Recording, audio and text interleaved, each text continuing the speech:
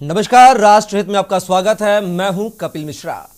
न्यायिक प्रक्रिया को सुगम बनाने और एक कोर्ट से दूसरे कोर्ट के बीच की भाग दौड़ कम करने के उद्देश्य से योगी सरकार अदालतों को एक छत के नीचे लाने की तैयारी कर रही है। मुख्यमंत्री योगी आदित्यनाथ के निर्देश पर इंटीग्रेटेड कोर्ट कॉम्प्लेक्स के लिए पायलट प्रोजेक्ट के तौर पर फिलहाल 10 जिलों महोबा, हाथरस, चंदौली, शामली, अमेठी, हापुड़, औरैया, सोनभद्र, संभल और चित्रकूट का चयन किया गया है। इंटीग्रेटेड कोर्ट कॉम्प्लेक्स के लिए अनुपूरक बजट में किया गया है 400 करोड़ का प्रावधान। विधानसभा से पारित अनुपूरक बजट के माध्यम से इस विशेष परियोजना के लिए 400 करोड़ रुपए का प्रावधान किया गया है। अनुपूरक बजट पर चर्चा के दौरान मुख्यमंत्री ने इंटीग्रेटेड कोर्ट कॉम्प्लेक्स की महत्वपूर्ण योजना का जिक्र भी किया। उन्होंने कहा कि सुशासन के समय से न्याय मिलना जरूरी होता है। इसी भावना के साथ सरकार 10 जिलों में एकीकृत न्यायालय परिसरों का निर्माण कराने जा रही है। बता दें कि इंटीग्रेटेड कोर्ट कॉम्प्लेक्स के संबंध में बीते दिनों उत्तर प्रदेश की एक टीम ने गुजरात के बड़ौदा का दौरा किया था। वहां एकीकृत कोर्ट कॉम्प्लेक्स का मॉडल सफलतापूर्वक लागू किया गया है। पिछले दिनों एक उच्च स्तरीय बैठक में कॉम्प्लेक्स की कार्य योजना को लेकर मुख्यमंत्री ने दिशा निर्देश भी दिया था। सीएम ने कहा था कि अपराधों की अलग अलग प्रकृति के अनुसार त्वरित न्याय के लिए अलग अलग कानूनों से जुड़ी अदालतों की संख्या में भी बढ़ोतरी हुई है। अब एक भवन में सारी चलेंगी सारी अदालतों। जिलों में यह अदालतें अलग अलग जगहों पर कामकाज संचालित करती हैं। कई जगह किराए के भवनों में अदालतें चल रही हैं, तो कहीं एक ही जिले में अलग अलग दिशाओं में अदालतों के चलते न्यायिक अधिकारियों और फरियादियों दोनों को ही दिक्कतों का, कठिनाइयों का सामना करना पड़ता है। सुरक्षा और इंतजाम, प्रशासनिक व्यवस्था में भी परेशानी आती है। इसे देखते हुए अदालतों के लिए एकीकृत कोर्ट भवन उपयोगी हो सकते हैं। एक आदेश में उच्चतम न्यायालय द्वारा भी ऐसे न्यायालय परिसरों के निर्माण का आदेश दिया गया था। मुख्यमंत्री के निर्देश पर लोक निर्माण, गृह तथा विधि एवं न्याय विभाग इस परियोजना पर काम कर रहे हैं। एकीकृत भवन में कोर्ट, जजों के chamber, meeting hall, video court, parking, canteen सहित अन्य सुख सुविधाओं के लिए जगह सुनिश्चित होगी। न्यायालय भवन के साथ बनेंगे आवास। 10 जिलों में बनने वाले एकीकृत अदालत परिसर में जिला और अधीनस्थ न्यायालय, वाणिज्यिक न्यायालय, विधिक ट्रिब्यूनल, फास्ट ट्रैक कोर्ट और लोक अदालत होंगी। न्यायालय भवनों, अधिवक्ता चैम्बर, सभागार के साथ ही न्यायाधीशों और न्यायिक अधिकारियों एवं कर्मचारियों के लिए आवासीय कॉलोनी, पार्किंग और फूड प्लाजा भी होगा।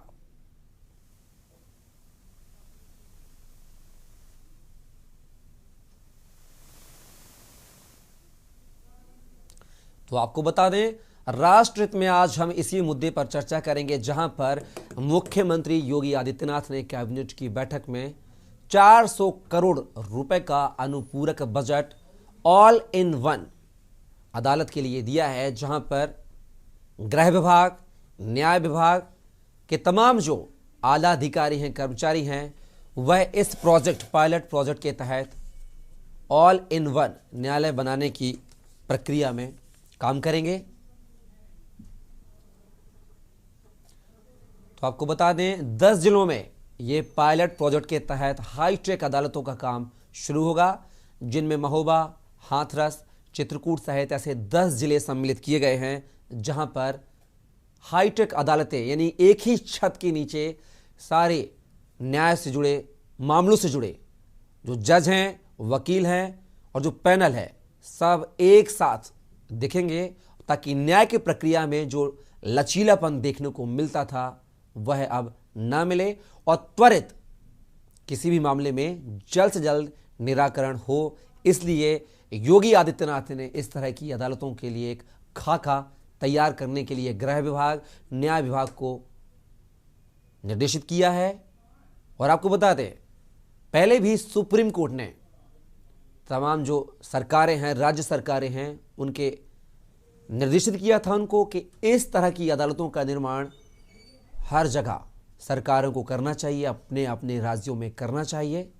जिसको लेकर शुरुआत उत्तर प्रदेश से मुख्यमंत्री योगी आदित्यनाथ ने पायलट प्रोजेक्ट के तहत 10 जिलों में इसकी शुरुआत करने का आदेश दिया है न्याय विभाग को, गृह विभाग को, कि जल्द से जल्द इन अदालतों पर, यानी हाईटेक अदालतें जो बनाने का प्रोजेक्ट है, पायलट प्रोजेक्ट है, इसको पूरा किया जाए, कंप्लीट किया जाए, ताकि एक ही छत के नीचे सारी अदालतें हों। अभी अमूमन देखा जाता है कि एक ही शहर में न्यायिक विभाग की अदालत अलग है तो राजस्व के मामलों को लेकर अदालतें अलग हैं, जन सुनवाई की अदालतें अलग हैं। लेकिन अब यूपी सरकार, मुख्यमंत्री योगी आदित्यनाथ एक ही छत के नीचे सारी अदालतों की एकजुट करने के लिए प्रयास कर रहे हैं, कार्य कर रहे हैं।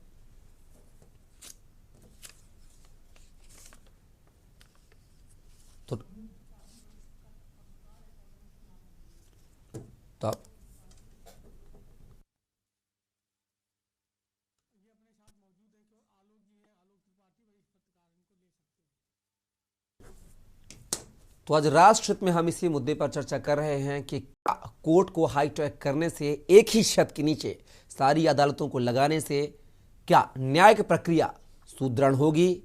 क्या जो थोड़ी बहुत लचीलापन थी, फ्लेक्सिबिलिटी थी, क्या उसको दूर करके यहां पर त्वरित न्याय की जो प्रक्रिया है उसको अमल में लाया जाएगा क्या ऐसे फैसलों से? क्योंकि 10 जिलों में पायलट प्रोजेक्ट शुरू हो चुका है। हमारे साथ वरिष्ठ पत्रकार आलोक त्रिपाठी जी हमारे साथ जुड़ चुके हैं। आलोक जी, बहुत बहुत स्वागत है आपका के न्यूज में। आलोक जी, जिस तरीके से योगी सरकार ने पायलट प्रोजेक्ट के तहत 10 जिलों को हाईटेक अदालत करने का फैसला लिया है, ऑल इन वन अदालत एक ही छत के नीचे लगाने का फैसला लिया है, जिसको लेकर कैबिनेट की बैठक में 400 करोड़ रुपए का अनुपूरक बजट भी पास किया गया है। जल्द से जल्द गृह विभाग और न्यायिक विभाग को आदेशित किया गया है कि इस पायलट प्रोजेक्ट के तहत कार्य किया जाए। कैसे देखते हैं सरकार के फैसले को? सर अनम्यूट कीजिए, आपकी आवाज हम तक नहीं पहुंच रही है।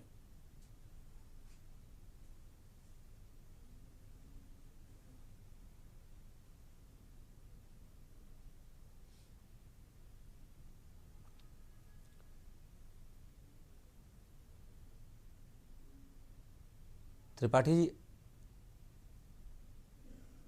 आपकी आवाज नहीं मिल रही है, आप अनम्यूट कीजिए। तो आपको बता दें, 10 जिले में मुख्यमंत्री योगी आदित्यनाथ के निर्देश पर पायलट प्रोजेक्ट के तहत अदालतों को हाईटेक करने की जो प्रक्रिया है वह शुरू हो चुकी है। एक ही छत के नीचे अब सारे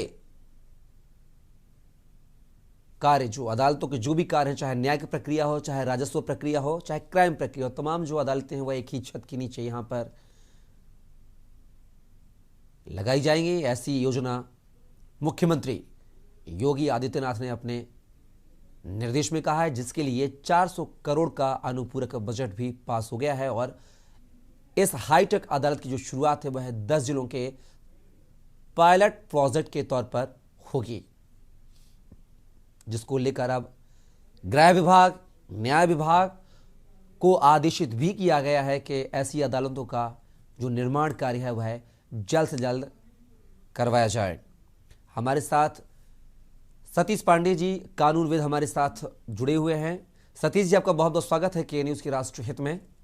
सतीश जी, जिस तरह से मुख्यमंत्री योगी आदित्यनाथ ने 400 करोड़ का अनुपूरक बजट पास किया है और जल्द से जल्द 10 जिलों को चिन्हित भी कर लिया गया जहां पर पायलट प्रोजेक्ट के तहत ऑल इन वन अदालत, एक ही छत के नीचे सारी अदालतें लगाने की जो प्रक्रिया है, जिस पर काम शुरू हो चुका है, कैसे देखते हैं फैसले को? फैसला स्वागत योग्य है और ये बहुत सराहनीय कार्य है जी। का स्वागत किया जाना चाहिए खुले दिल से। सतीश जी, क्या इस तरह की अदालत एक ही छत के नीचे लगाने से जो न्याय की प्रक्रिया थी, जो लंबा समय लगता था प्रक्रिया में, प्रोसेस में, तो क्या उससे कहीं ना कहीं अब बचत होगी? और जो फ्लेक्सिबिलिटी थी, लचीलापन था जो पहले अदालतों को लेकर, भाग दौड़ को लेकर, वकील कहीं से आ रहे हैं, फरियादी कहीं से आ रहे हैं, जज कहीं से आ रहे हैं, एक ही शहर में अलग अलग अदालतें हुआ करती थी, लेकिन अब एक ही छत के नीचे सारी अदालतें लगाने के लिए एक खाका तैयार किया गया है। तो इससे क्या इस व्यवस्था में, न्याय की व्यवस्था में, न्याय पाने की व्यवस्था में फरियादियों को सुदृढ़ व्यवस्था देखने को मिलेगी क्या सरकार, राज्य में और राज्य सरकार के द्वारा? देखिए, दो चीजें हैं। एक बात आपने कही त्वरित न्याय की, जी। न्यायिक प्रक्रिया की, और दूसरी बात कही वकीलों और फरियादियों के भागदौड़। जी। दोनों अलग अलग विषय हैं। जी। जहां तक रही बात त्वरित न्याय की, तो जो हमारी न्याय व्यवस्था है, न्याय व्यवस्था में एक प्रक्रिया निर्धारित है। जी। उस निर्धारित प्रक्रिया से ही न्याय होता है, और यहाँ न्याय की प्रक्रिया में कोई हस्तक्षेप नहीं है, कोई जो परिवर्तन नहीं किया जाए। न्याय प्रक्रिया तो वही है जी। समय उतना ही लगेगा जितना समय लगता है, क्योंकि प्रक्रिया में कोई बदलाव नहीं किया गया है। प्रक्रिया वही है, केवल भवन बदला जा रहा है, तो और सबको एक से लाया जा रहा है। तो पांडे जी, ऐसी अदालत के निर्माण से आखिर आम आदमी को, आम नागरिक को क्या बेनिफिट्स होंगे, क्या फायदे होंगे? कि आम नागरिक को यदि इसमें कोई फायदा होगा तो ये होगा कि जैसे अलग अलग न्यायालय हैं जी, अलग अलग न्यायालय हैं, अलग अलग स्थान पर हैं, तो सभी न्यायालयों को एक जगह ला देते हैं। जी। अब यह सभी न्यायालयों को एक जगह ला रहे हैं। अभी तो ये बहुत सारी डिटेल नहीं है, जी। डिटेल कानून नहीं है कि किन न्यायालयों को बुलाएंगे। जी। क्या हमारे जो कलेक्ट्रेट का जो कोर्ट है, देखिए कलेक्टर भी राजस्व के मामलों में न्याय करता है जी, है ना, वो भी न्यायाधीश होता है, उसका भी जजमेंट आता है। तहसील स्तर पर तहसीलदार होता है, प्रदेश स्तर पर रेवेन्यू बोर्ड का चेयरमैन होता है। तो क्या इन कोर्ट को भी वहां ले जाएंगे? इसके बाद टैक्सेशन के कोर्ट हैं, अलग अलग होते हैं, और अधिवक्ताओं को ज्यादा भागदौड़ करना होता है। एक मामला यहाँ लगा है, दूसरा मामला रेवेन्यू बोर्ड में लगा है, तीसरा मामला कलेक्टर के यहाँ लगा है, एक कमिश्नर के यहाँ लगा है। तो अधिवक्ता जो है कि अपने मुवक्किल को समुचित समय नहीं दे पाता। यदि कोर्ट में कोई मामला लगा है वकील का, और उसी वकील का उसी दिन कहीं रेवेन्यू कोर्ट में भी लगा है या कमिश्नर के कोर्ट में भी लगा है, तो हक करके वकील साहब को जाना पड़ता है। अब देखना पड़ता है कि कौन मामला हमारा प्राथमिकता पर है, तो अपने प्राथमिकता के हिसाब से वो जो है कि मामले का निर्धारण करता है कि किस मामले में उसको तारीख लेनी है, किस मामले में जाकर उसको उपस्थित जी।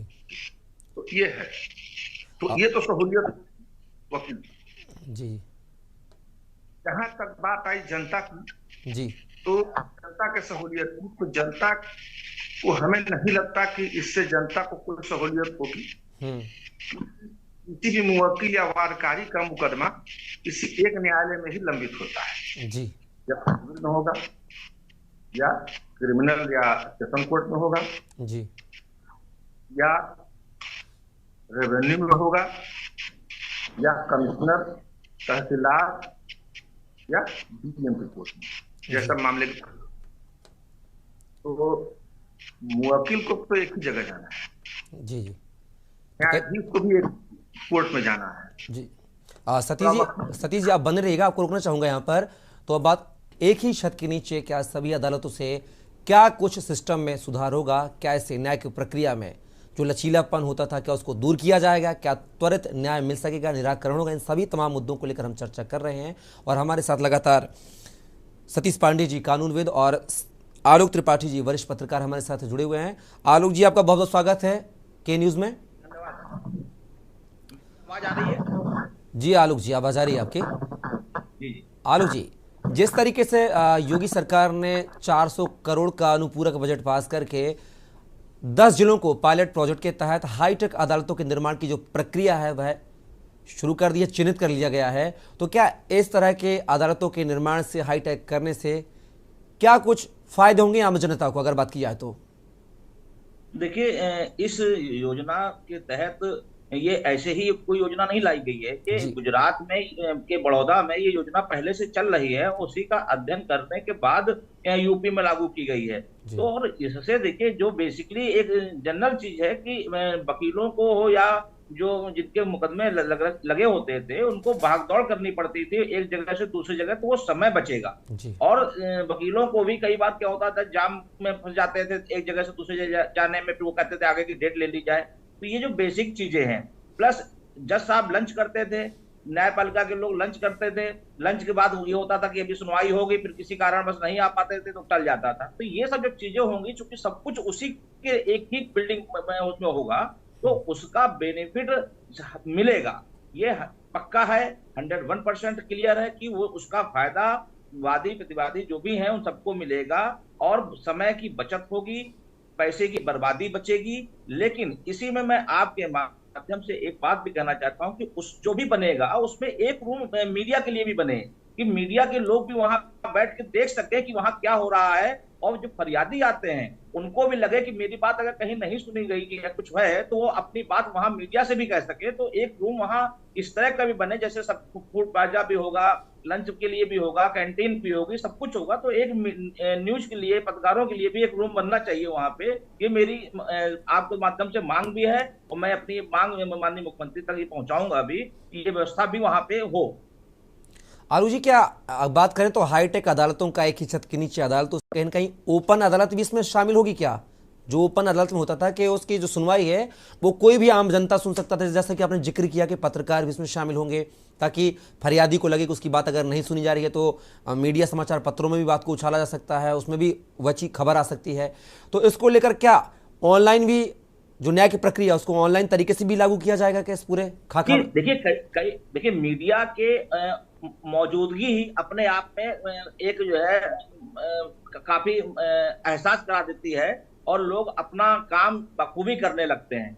तो मीडिया का वहां होना, और मीडिया को भी एक वहां पे अपनी खबरों को लेना कि खबरें क्या है, क्या हो रहा है न्यायपालिका में, कैसे चल रहा है, अभी क्या होता है, वो दौड़ भाग करते हैं यहाँ से वहां। तो उनके लिए भी अगर एक व्यवस्था हो जाएगी, तो उनको भी वहीं एक छत के नीचे उनको भी वहां की पूरी न्याय की व्यवस्था की क्या हो रहा है, किस न्यायालय में क्या निर्णय हुआ, किसको क्या डेट मिली, या किस फरियादी की क्या समस्या है, उससे भी मुलाकात हो सकती है। तो ये एक व्यवस्था होनी चाहिए। दूसरी चीज ये देखिए, व्यवस्था होने से बहुत बड़ी संख्या में बाहर से आने वाले जो दूर दराज गांवों से लोग आते हैं, उनको बहुत फायदा होगा, उनका समय बचेगा। क्योंकि कई बार 500-500 300-300 किलोमीटर दूरी से आते थे, और यहाँ पे मुलाकात नहीं हो पाती थी, डेट लग जाती थी, फिर वापस जाते थे, फिर अगली डेट मिलती थी। तो ये सब चीजें वहां पे एक छत के नीचे आने से उनको बहुत फायदा होगा।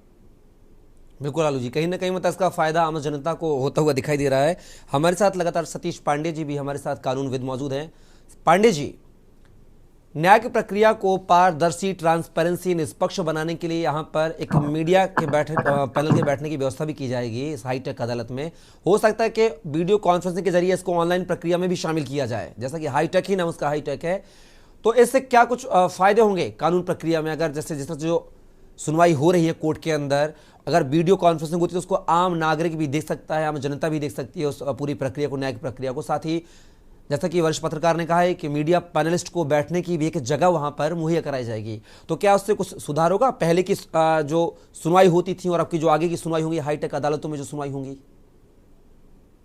जहां तक मेरा अनुमान है, हाईटेक रिलेटेड अदालत में मीडिया के लिए भी समुचित स्थान दिया गया होगा कि हमारे मीडिया पर्सन वहां उनको आराम बैठने का, थोड़ा बहुत हल्का फुल्का चाय नाश्ते का प्रबंध रहे, अपने पैसे से कैंटीन से चाय वगैरह पी लें, नाश्ता वगैरह कर लें, और समुचित उनको स्थान दिया जाए जो मामले की रिपोर्टिंग करने में उनको कोई तकलीफ ना हो, अच्छे ढंग से मामले का रिपोर्टिंग करता है। दूसरी बात जब आती है लाइव स्ट्रीमिंग की, जी तो लाइव स्ट्रीमिंग से कुछ तो असर पड़ता है न्यायालय की कार्रवाई। जी लाइव स्ट्रीमिंग से ये है कुछ असर पड़ता है न्यायालय के कार्य पर, कि पूरा देश उनको देख रहा है। और ऊपर के जो न्यायालय हैं, जो सुपरवाइजरी कोर्ट हैं, हाई कोर्ट जी वो भी इस प्रक्रिया को देख रहे हैं। इसके बाद एक रिकॉर्डिंग हो रही है, जब लाइव स्ट्रीमिंग करेंगे तो कहीं ना कहीं किसी के सर्वर में वो रिकॉर्ड हो रहा हो जी तो इससे न्याय में पारदर्शिता आएगी। और जैसे कि जो आरोप लगते हैं सही भी होते हैं, कुछ गलत भी होते हैं, पर हम बिल्कुल एक तरफा नहीं बोल सकते कि निर्णय में पक्षपात हुआ है, हुई है, कुछ कैश या काइंड में मोबिलाइज किया न्यायालय को। से जो है कि बहुत बड़ी राहत मिलेगी कि ये क्या वाकई मामला जो है न्यूली पर डिसाइड हुआ है या पक्षपातपूर्ण निर्णय के आधार पर करने था। बिल्कुल सतीश जी और आलोक जी आप बने रहिएगा। फिलहाल हम यहाँ एक छोटे से ब्रेक ले रुकेंगे और एक ही छत के नीचे तमाम प्रकार की जो कोर्ट हैं उनको एक ही छत के नीचे लागू करने के लिए योगी सरकार ने गृह मंत्रालय और कानून मंत्रालय को निर्देशित किया है और 400 करोड़ रुपए का अनुपूरक बजट भी पास किया गया, जहां पर 10 जिलों को पायलट प्रोजेक्ट के तहत चिन्हित भी कर लिया गया है, जिनमें महोबा, चित्रकूट, हाथरस से सहित कुल 10 जिले उत्तर प्रदेश के शामिल हैं, जहां पर हाईटेक अदालतों का निर्माण किया जाएगा।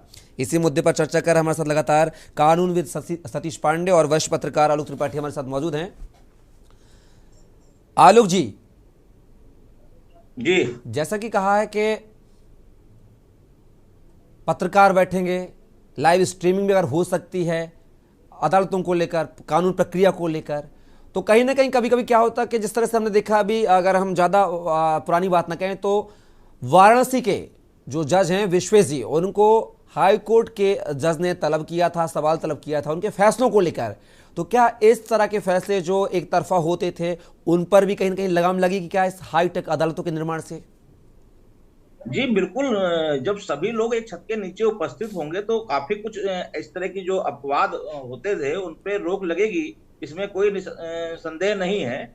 और चूंकि जब सब एक ही छत के नीचे होगा तो किसी को दौड़ भाग करने नहीं पड़ेगी। जैसे एक उदाहरण के तौर पे मैं बता रहा हूँ, लखनऊ राजधानी है, यहाँ कैसर बाग में हाईकोर्ट से लेकर कचहरी से लेकर तहसील से लेकर के राजस्व से लेकर हर चीज वही थी।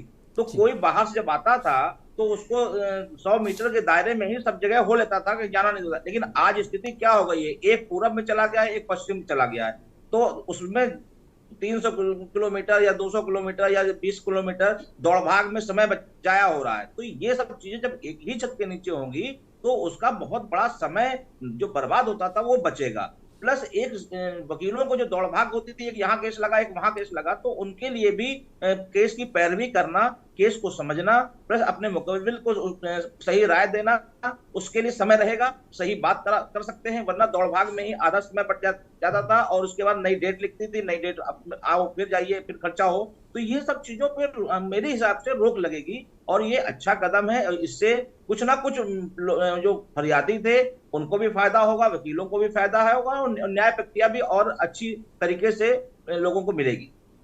आलोक जी, जैसा कि सतीश जी ने कहा है कि जो न्यायिक प्रक्रिया थी वो पुरानी तरह ही रहेगी, बस फर्क इतना होगा कि एक ही छत के नीचे जो वकीलों की भागदौड़ थी वो बच जाएगी। जैसा आपने कहा कि डेट तारीखें जो मिली थी उसमें भी कहीं ना कहीं अब कमी दिखी जाएगी, तुरंत निराकरण की कोशिश की जाएगी ऐसे हाईटेक अदालतों से। तो ये जरा थोड़ा सा ये जो फॉर्मूला है जो डेट वाला, ये थोड़ा सा हमारे दर्शकों को थोड़ा क्लियर कीजिए आप कि डेट को लेकर किस तरह से इसमें राहत फरियादियों को मिलती हुई नजर आएगी। जैसे बेसिकली जो मैंने देखा, कई बार मैं भी कोर्ट में गया, मैंने देखा कि जरा सी बात पे लेकर के पता चला कि आज जो डेट थी वो उसमें आज जज साहब नहीं बैठे किसी कारण, बस या लंच से बाद नहीं आए या जाम में फंस गए उसमें देर हो गए, उसके कारण से डेट अगले महीने मिलती थी या एक हफ्ते 15 दिन बाद 10 दिन बाद। तो वो जो सब चीजों का था वो समय बचेगा क्योंकि सब कुछ वही होगा। जस्ट न्याय प्रक्रिया से जुड़े सभी लोग ज्यादातर वहीं रहेंगे, तो ये सब चीजें जो दौड़ भाग है वो बचेगी। जब दौड़ भाग नहीं होगी तो समय पे लोग कोर्ट में बैठेंगे, समय पे वकील भी होंगे, समय पे लोग आ जाएंगे। हाँ, इस बात को एक और ध्यान रखना होगा कि ये जहां पे भी बने वहां लोगों को, बाहर से आने वालों को कोई दिक्कत ना हो, साधन सुगम हो, इस बात का भी ध्यान रखना पड़ेगा कि इतनी दूरी ना हो जाए कि लोगों को पहुंचने में ही 2 घंटे 3 घंटे लग जाए। तो ये बात को ध्यान में रखते हुए ऐसी जगह बनाया जाए, या जहां दूरी हो वहां साधन व्यवस्था की जाए, बसें चलें या जो भी और साधन है, कि वहां लोग आसानी से बाहर से आने वाले, खासकर गरीब तबके का व्यक्ति जो है, जो ग्रामीण परिवेश से आते हैं, उनको दिक्कत ना हो। शहर का आदमी तो पहुंच जाता है, लेकिन ग्रामीण जो आता है उसको बहुत दिक्कत होती है, तो वो दिक्कतें ना हो। और जो इस प्रक्रिया है, इस प्रक्रिया में निश्चित लोगों को फायदा होगा।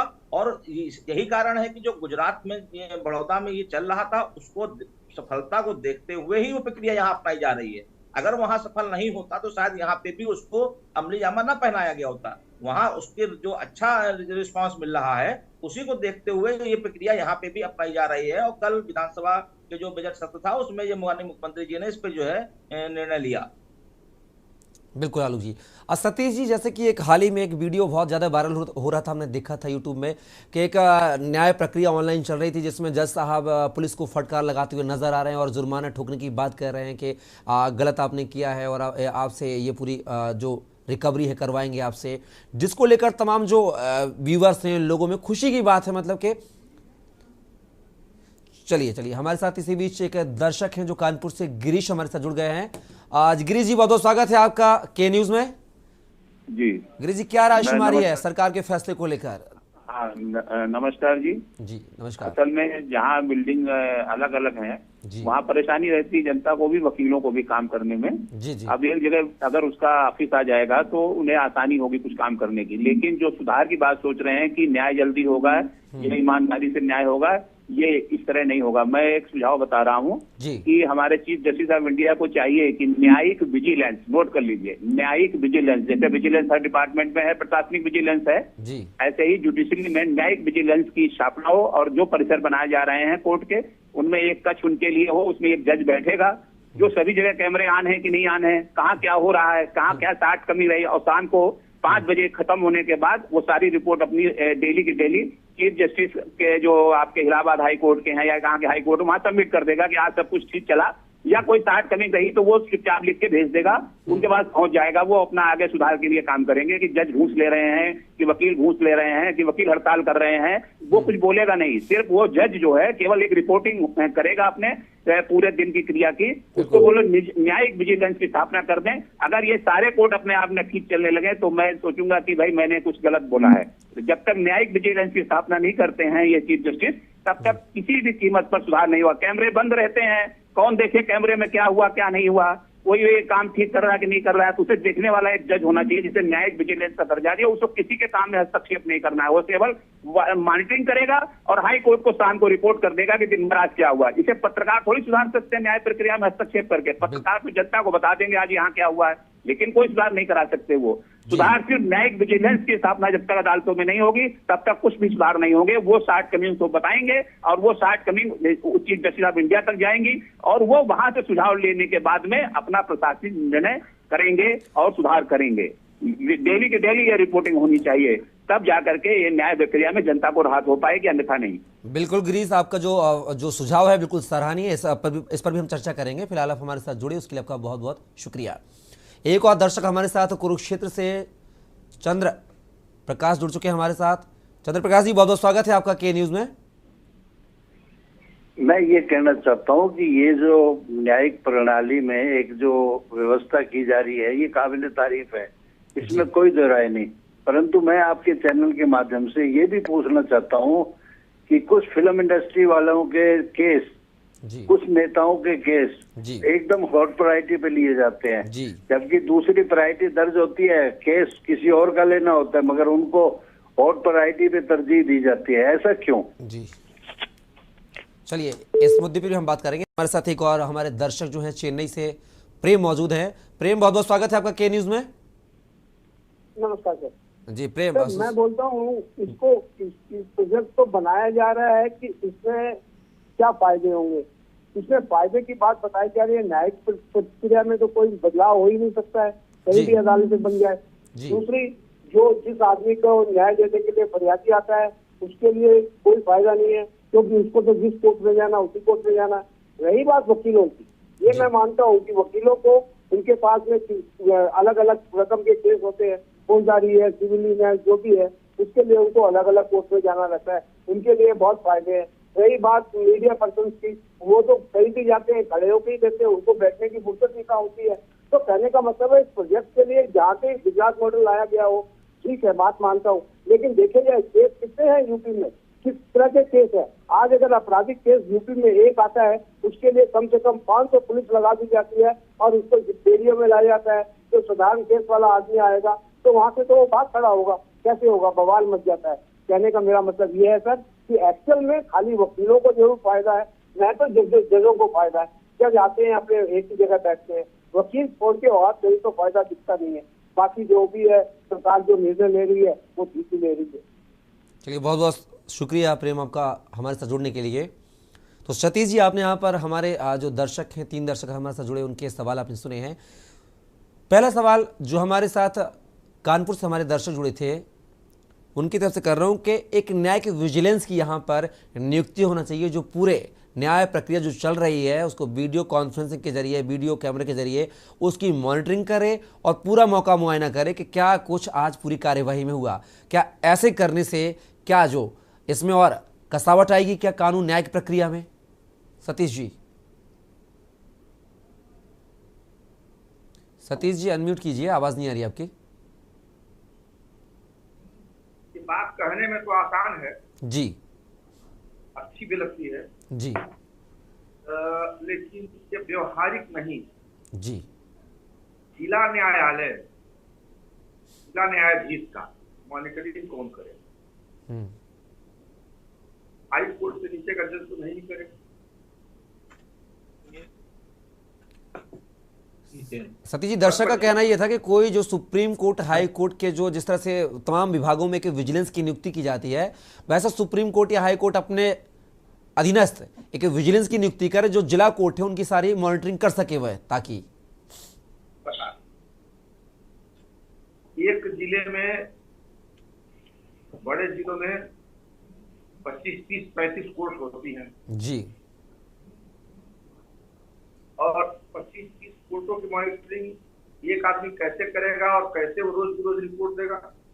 बिल्कुल, उसके लिए फिर हमको हाई कोर्ट के जजों की संख्या बढ़ानी पड़ेगी। बिल्कुल, और निश्चित है हाई कोर्ट के जजों की जी, के 20 गुना करनी पड़ेगी, क्योंकि तो हर जिले में आपको 20-25 जज चाहिए मॉनिटरिंग के लिए, हर कोर्ट जी, तब तो देता है।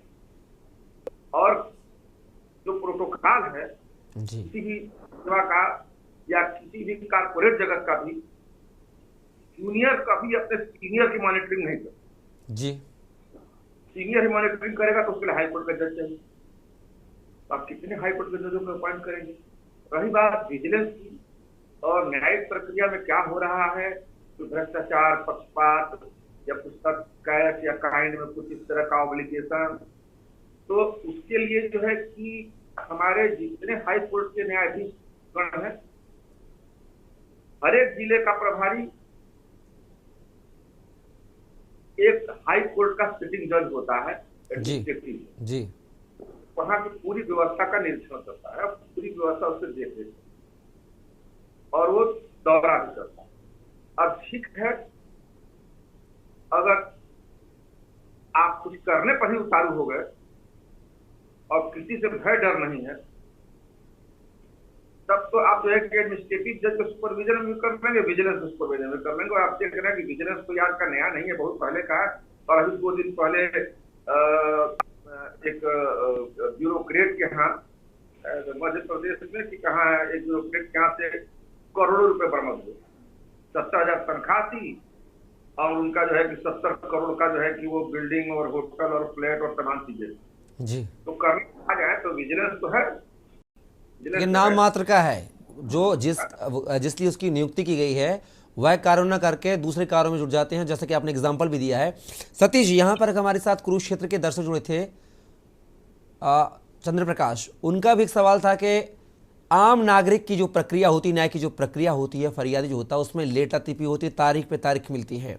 लेकिन उसी जगह पर अगर देखा जाए तो कोई राजनेता हो या फिल्म इंडस्ट्री का कोई बड़ा अभिनेता या कलाकार हो, उसके लिए तुरंत फैसले हो जाते हैं न्यायिक प्रक्रिया में। तो ऐसा क्यों, ऐसी जो बातें निकल कर क्यों आती हैं सतीश जी?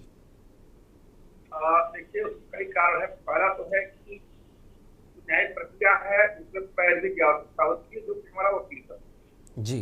कुछ निर्णय बहुत कुछ निर्धारित करता है अधिवक्ता पर जी। अधिवक्ता क्या रिलीफ मांग रहा है, और कई बार वादी खुद ही चाहता है कि साहब लंबी तारीख दिलवाइए, मामलों में लंबी तारीख दिलवाइए, तो उसमें जो है कि लंबी तारीख पड़ जाती है। लेकिन सतीश जी, हमने देखा है कई ऐसे केस होते हैं महिलाओं से जुड़े हुए, महिला हिंसा से जुड़े हुए, और रेप से, बलात्कार की घटना होती है, जिनमें फास्ट ट्रैक कोर्ट की आवश्यकता होती है, तुरंत जल्दी निराकरण की आवश्यकता होती है। लेकिन उसके बावजूद भी ऐसे जो केस हैं, ऐसे मामले, वो भी पेंडिंग होते जाते हैं लंबी समय के लिए। उसके अलग कारण जी। मतलब ये है कि हमारी न्यायिक प्रक्रिया है जी। और एक न्याय का सिद्धांत है, 100 आरोपी भले छूट जाएं, लेकिन एक भी निर्दोष को सजा नहीं होनी चाहिए। जी। तो ये है, जो आरोपी होता है, अभियुक्त होता है, अभियुक्त को पूरा मौका दिया जाता है अपना पक्ष रखने के लिए, अपना बचाव करने जी। पूरा मौका। एक कारण है जो बहुत त्वरित न्याय होता है, त्वरित न्याय में भी 2-3 साल लग जाए। जी। सतीश जी, आपको रोकना चाहूंगा। आलोक त्रिपाठी जी वरिष्ठ पत्रकार लगातार हमारे साथ जुड़े हुए हैं। आलोक जी, एक वीडियो का जिक्र कर रहा था मैं कि एक वीडियो सोशल मीडिया पर एक कोर्ट की कार्यवाही का जमकर वायरल हो रहा है, लोग उसको पसंद भी कर रहे हैं, व्यूअर्स उसको देख भी रहे हैं, जहां पर एक जो जज हैं हाई कोर्ट के, शायद वो बिहार का वीडियो बताया जा रहा है, शायद, मैं श्योर नहीं हूँ। वहां पर जज साहब जो हैं वो पुलिस को फटकार लगाते हुए दिखाई दे रहे हैं कि आपने यहाँ पर उनके मकान पे बुलडोजर चला दिया है, न्यायिक की प्रक्रिया क्या पूरी आपके हाथ में है, फिर कोर्ट को बंद कर दीजिए, कोर्ट क्यों संचालित हो रहे हैं, और वो पुलिस कर्मियों पर जुर्माना लगाने की बात कर रहे हैं, फरियादियों के पक्ष में बात कर रहे हैं पूरी, जो जमकर वायरल हो, दर्शक भी खूब पसंद कर उस वीडियो को।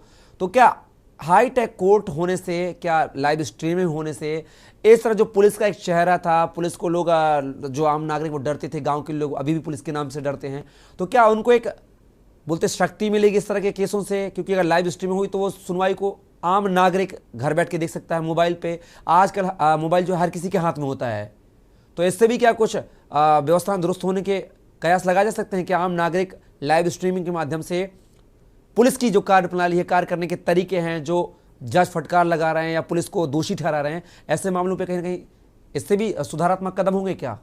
कपिल जी, इस तरह के जब लाइव प्रसारण होता है तो कहीं ना कहीं एक दबाव रहता है, एक दबाव में रहता है कि बाहर भी लोग देख रहे हैं, कोर्ट के अंदर क्या हो रहा है, जब तक बाहर लोगों को पता नहीं चलता है। तो ये जो घटना हुई, पटना हाई कोर्ट के जो जज थे जिन्होंने एक मकान पे बुलडोजर को घटना ढाए जाने से लेकर के पुलिस को फटकारा था, उस वीडियो को बहुत लोगों ने देखा और लोगों ने मांग मांग के उसको देखा, क्योंकि कोर्ट के अंदर का इस तरह की घटनाएं बहुत लोगों को मालूम नहीं होती हैं। लोग बता देते हैं, लोग सुन लेते हैं, लेकिन जब एक वीडियो देख रहे थे तो लोगों को लगा कि वहां भी ऐसा होता है या ऐसा हो सकता है, क्योंकि न्यायपालिका पे आज भी लोगों को बहुत बड़ा भरोसा है। तो जब लोगों को वीडियो देखा, तो जिनके पास नहीं था वो सामने देखना चाहते थे, एक दूसरे से मांगा उन्होंने और देखा, और फिर दूसरों को भी भेजा कि आप भी देखिए कि क्या हो रहा है। तो ये अगर हर कोर्ट की कार्रवाई लाइव हो जाए तो लोगों में एक जागरूकता आ जाएगी, और जो इस तरह के जो निर्णय या इस तरह के जो पुलिस को फटकार लगा रहे थे कि बुलडोजर से मकान गिराए जाने को लेकर के, फिर वो उस पर रोक लगेगी। उनको लगेगा कि पब्लिक, जनता, आम लोग देख रहे हैं हम क्या निर्णय दे रहे हैं, हम क्या कर रहे हैं कोर्ट के अंदर बैठ करके। तो ये एक मानसिक दबाव भी रहेगा और उनको न्याय करने में कहीं ना कहीं एक दिमाग को अपना स्थिर करना पड़ेगा, और कहीं कोई भेदभाव जो थोड़ा बहुत इधर उधर हो जाता है उस पर भी रोक लगेगा, और जनता को विश्वास बना रहेगा। क्योंकि आज भी हम लोगों का जो विश्वास है वो न्यायपालिका पे ही है, कि न्यायपालिका अपना सही निर्णय देगी, तो वो विश्वास भी कायम रहे। इसके लिए अगर लाइव उसका प्रसारण होने लगेगा तो ये विश्वास जो पहले से भी बना हुआ है और मजबूत हो जाएगा। आलोक जी, एक दर्शक हमारे साथ जुड़े थे चेन्नई से, प्रेम, उनका एक सवाल था कि इस जो नए जो हाईटेक करने की जो अदालतों की जो प्रक्रिया शुरू की गई है पायलट प्रोजेक्ट के तहत उत्तर प्रदेश में, जरूर गुजरात मॉडल को कॉपी किया गया हो, लेकिन कहीं ना कहीं इससे सिर्फ वकीलों को फायदा होगा, न्याय की प्रक्रिया में फरियादी को कोई फायदा नहीं होगा। तो थोड़ा सा बताएं। ऐसा नहीं है। मुझे मुझे मुझे मुझे लगता है कि अभी जो जल्दबाजी है ये बात कहना, जरूर फायदा होगा जब वकीलों की दौड़ भाग कम होगी। जो मुवक्किल है जो 500-300 किलोमीटर दौड़ के आता है और उसके बाद पता चलता है कि आज जज साहब नहीं आए हैं और उसको अगली डेट मिल जाती है, लौट के जाता है, तो जब एक ही कैंपस के अंदर सब कुछ होगा तो ये सब चीजों का समय, पैसे की बर्बादी, समय की बर्बादी बचेगी और न्याय सुगम होगा, न्याय जल्दी मिलेगा। और जब न्याय जल्दी मिलेगा तो कहीं ना कहीं उसका आत्मविश्वास बढ़ेगा न्यायपालिका के प्रति, सरकार के प्रति, जो भी हो। तो ये अभी कहना कि उससे कोई फायदा नहीं होगा, मुझे लगता है जल्दबाजी होगी, क्योंकि अगर फायदा नहीं होता तो गुजरात का जो बड़ौदा में ये मॉडल पहले से चल रहा था उसको यहाँ लागू नहीं किया जाता। वो लागू किया जा रहा है, इसका मतलब उसका बेनिफिट फरियादियों को मिल रहा है। जो जो जिनके केस हैं उनको उसमें राहत मिल रही होगी, समय की बचत हो रही होगी, पैसे की बर्बादी रुक रही होगी। इसीलिए ये व्यवस्था यूपी में सब मुख्यमंत्री द्वारा लागू की जा रही है। आलोक जी, एक सवाल और इस पूरे मामले को लेकर हमारी कहासुनी में जनरेट हो रहा है, उत्पन्न हो रहा है कि जिस तरह से लाइव स्ट्रीमिंग अगर होती है इन कोर्टों के सुनवाई को लेकर, तो जिस तरीके से तमाम प्रकार की जो गाइडलाइन है कि अपराधियों के चेहरे नहीं दिखाए जाएंगे, महिलाओं के जो रेप पीड़िता होती है उनके चेहरे नहीं दिखाए जाएंगे, उनकी आइडेंटिटी को शो नहीं किया जाएगा। अगर लाइव स्ट्रीमिंग हुई तो फिर जो बहस है, जो फरियादी है या आरोपी हैं जो इस मामले को लेकर, जो स्पेशली रेप को लेकर होते हैं, तो फिर वो तो कहीं ना कहीं वो भी दिखेंगे कैमरे में। तो इस पर इसके लिए क्या कुछ? देखिए, ऐसा नहीं कपिल जी, हम लोग भी पत्रकारिता कर रहे हैं पिछले 25 सालों से। मैं देख रहा हूँ कई बार फरियाद जो इस तरह की घटनाएं होती हैं, चाहे रेप की हो, चाहे अपराधियों जैसे भी हों, तो वो लोग हम लोग के सामने आते हैं, लेकिन हम लोग अखबारों में या जब चैनलों में जब दिखाते हैं तो उसको इधर कर देते हैं चेहरे को। तो एक व्यवस्था कोर्ट में भी हो सकती है कि उसका चेहरे को ढक दिया जाएगा, मतलब लाइव भी होगा तब भी उसका चेहरा आम जनता को नहीं दिखेगा। ये व्यवस्था होगी, ऐसा नहीं कि लाइव होने से उसका चेहरा दिखेगा। बिल्कुल, यही सवाल मेरा पर्सनल सवाल था ये, इसलिए मैंने आपसे पूछा हुआ। जी जी जी, तो ये कोर्ट में भी व्यवस्था है और आज भी बहुत सी इस रेप की ऐसी घटनाएं हुई हैं जिसमें मैं खुद सामने लोगों से मिला हूं, लेकिन जब अखबारों में फोटो उन लोगों की छपी है तो उसको एरर कर दिया जाता है। अब सभी के समाज को ध्यान में रखते हुए कि किसी का अपमान ना हो, तो ये व्यवस्था कोर्ट में भी हो सकती है कि जो है वहां पे जब इस तरह की सुनवाई हो रही हो और फोकस जज, वकील और बहस पे होना चाहिए, उसका चेहरा पे फोकस नहीं होना चाहिए। बिल्कुल। सतीश जी, इस तरह के जिस तरह से तमाम जो खाका तैयार किया है योगी सरकार ने, 10 जिलों में पायलट प्रोजेक्ट शुरू भी हो चुका है बनने के लिए, चिन्हित भी कर लिए गए हैं जिलों को लेकर, और अगर इन 10 जिलों में सफलता हाथ लगती तो बाकी जिलों में भी ये जो फॉर्मूला है, ये जो तरीका है हाईटेक करने का अदालतों का, यह लागू किया जाएगा। तो इसको लेकर क्या लगता है कि जो 10 जिले चिन्हित किए हैं उनमें कोई भी ऐसा बड़ा जिला शुमार नहीं है? बात किया है तो थोड़ा सा जो अनडेवलप्ड जो डिस्ट्रिक्ट्स में बात करें, जो थोड़े से रूरल से, जैसे कि महोबा बिल्कुल मध्य प्रदेश की बॉर्डर पे है, बात करें हाथरस जो है, मतलब कोई बड़े शहर इसमें शुमार नहीं है हाईटेक अदालतों में। तो क्या माना जाए कि छोटे जगहों को अच्छा हाईटेक करने के उद्देश्य से, बढ़ावा देने के उद्देश्य से इन जिलों का चयन किया गया है? देखिए, बताएंगे आपको जी। बुंदेलखंड से लेकर पूर्वांचल तक के जिले शामिल, जिले पश्चिम से लेकर के मध्य भारत तक के हैं, अमेठी भी है, संभल भी है जी, महोबा भी है। तमाम सैंपल इकट्ठा किए गए हैं, जिसके हर जगह से सैंपल कलेक्ट किया गया है। इनको जी हाईटेक कोर्ट, और वही कहा आपने, कोई बहुत बड़ा जिला नहीं है, छोटे छोटे जिले हैं ये जी। तो एक बड़ी चर्चित फ्रेज हम लोग बोलते हैं जी, समुद्र के किनारे बैठे रहो, लहर आएगी, अब भले भिगाएगी चाहे नहीं भिगाएगी, लेकिन चप्पल धुल जाएगी। तो इस हाईटेक कोर्ट का जी वादकारियों को कोई लाभ हो या ना हो जी, कदमों में कोई त्वरित विचारण हो या ना हो, जी, लेकिन ऐसा होगा कोर्ट के लिए एक आधुनिक सुसज्जित बिल्डिंग मिल गई। अब देखिए, उत्तर प्रदेश में नए हाई कोर्ट की बिल्डिंग फैजाबाद रोड पर बनी, बहुत आधुनिक है जी। और इसके बारे में कहा जाता है कि भारत के सबसे आधुनिकतम हाई कोर्ट भवन में वो है जी। High court, Lucknow high court का कार्य प्रणाली या उसके निर्णय में कितनी त्वरितता आई, कितने तेजी से निर्णय हो रहे हैं, क्या बाकी आज ये हुआ कि वकीलों के बैठने की जगह चेंबर नंबर बढ़िया हो गए, जज साहब लोगों के लिए आरामदायक चेंबर हो गए, वादकारियों को थोड़ा उठने बैठने पानी होने के लिए शौचालय की व्यवस्था थोड़ी बढ़िया पुराने हाईकोर्ट से। चलिए सतीश जी, आपको रुकना चाहूंगा। हमारे साथ एक दर्शक और जुड़ी हुई हैं, देहरादून से राशिदा जुड़ी हुई हैं। राशिदा जी, बहुत बहुत स्वागत है आपका के न्यूज में। आपका भी नमस्कार सर। जी राशिदा जी, क्या राय है सरकार के फैसले को लेकर? कोर्ट जो है अब हाईटेक होने जा रही है, 10 जिलों का पायलट प्रोजेक्ट भी बनकर तैयार है, लगभग खाका तैयार हो चुका है। राशिदा, राय शुमारी दीजिए अपनी, क्या राय है? जी जी जी, मैं ये बोलना चाहती हूँ सर, आज तक मैंने ऐसा फैसला नहीं देखा। मैं ये देख रही हूँ कि जज ने इतनी बड़ी बात बोली है। सच में सर, पहली बार कोई इतना इंसाफ परस्त जज हुआ है। एक वो भी जज थे जिन्होंने ये कहा कि मोदी जो कर रहा बहुत अच्छा कर रहा है, हिंदू खत्म हुए जा रहे। मुझे नहीं लग रहा कौन खत्म हुआ जा रहा कौन नहीं। वो सारी दुनिया, सारे जहान को किसके साथ कौन अत्याचार कर रहा और कौन कितना झूठा है। पर मैं उनको सल्यूट करती हूँ और सलाम करती हूँ तहे दिल से सर, कि ऐसे जज अगर इस हिंदुस्तान में हो जाए तो कभी ना तो मंदिरों पे बात होगी, ना मस्जिदों पे बात होगी, ना हिंदू मुसलमान को मारेगा, ना मुसलमान हिंदू पे उंगली उठाएगा, सब एक जैसे रहेंगे। बस मैं यही कहना चाहती हूँ सर, ऐसा कोई ना करे। और मैं एक मीडिया प्रभारी की बात कहना चाहती हूँ। एक माँ का बेटे का सर फोड़ा एक बालियान है, अरिंदल बालियान के ड्राइवर ने, उसके फादर की जलील कर रहा था, उसने देखा, उससे देखा नहीं गया। जैसे वो बचाने गया, उसने पीछे से उसके 3-4 वार किए हैं सीधा सर पे। और वो बोल रही उसकी माँ को कि सोनिया बालियान की मर थोड़ी गया तुम्हारा बेटा। बस मैं यही कहना चाहती हूँ, जिसका मरता है उसको बहुत दर्द होता है, कोई किसी के बेटे के सर में ना मारे। आजकल देहरादून में कई लोगों बिल्कुल राशिदा जी, समय की थोड़ी सी पाबंदी है, फिलहाल आप हमारे साथ जुड़े उसके लिए आपका बहुत शुक्रिया राशिदा जी। तो ये हमारे साथ एक दर्शक थी देहरादून से राशिदा, जो कि तमाम जो बीती कोर्ट को लेकर बयां कर रही थी। फिलहाल हमारे साथ आलोक त्रिपाठी जी और सतीश जी आप जुड़े, आप दोनों का बहुत बहुत शुक्रिया इस हमारे राष्ट्रहित में जुड़ने के लिए।